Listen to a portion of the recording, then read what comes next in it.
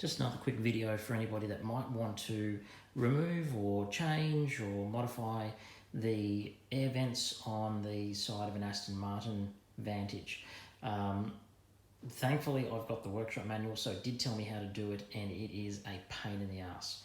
It's not something that you can't do at home. I certainly did it. You can definitely do it. It's just finicky.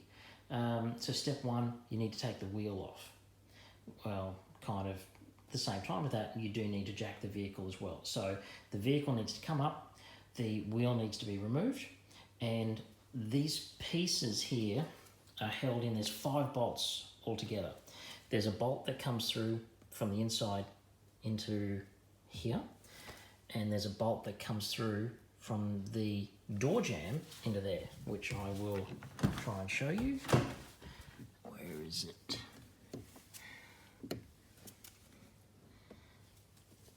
Okay, it is, hopefully you can see it, just down there, 10mm bolt. So you've got to very carefully hold the door open, undo that bolt. With the car up off the ground, you need to take the wheel trim out. So there is actually 23 torx screws and Phillips head screws that hold that on. Not hard to get off, just finicky. So car up, wheel off, start to undo these. So they do start down in there. They go all the way up and around. There's about 4 or 6 on the back. Up underneath, up in there, they're in there as well. I believe they're a T20 or a T25 torque screw. And then there is some actually underneath. Where are they? Up underneath in this area. Once you have all of those off, you can either remove that wheel well trim, or you can just kind of push it out of the way, because you need to get your hand inside in there. And there is actually a engine control module or something like that that sits in under here. So it is very hard to get your hand into. You can get a hand in there, but it is difficult. On the back of this, there is 1, 2, 3 bolts that hold the mesh on.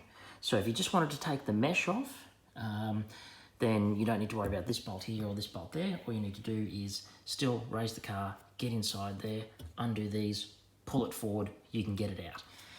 The driver's side is much easier because you don't have this other engine module that sits and lives behind there.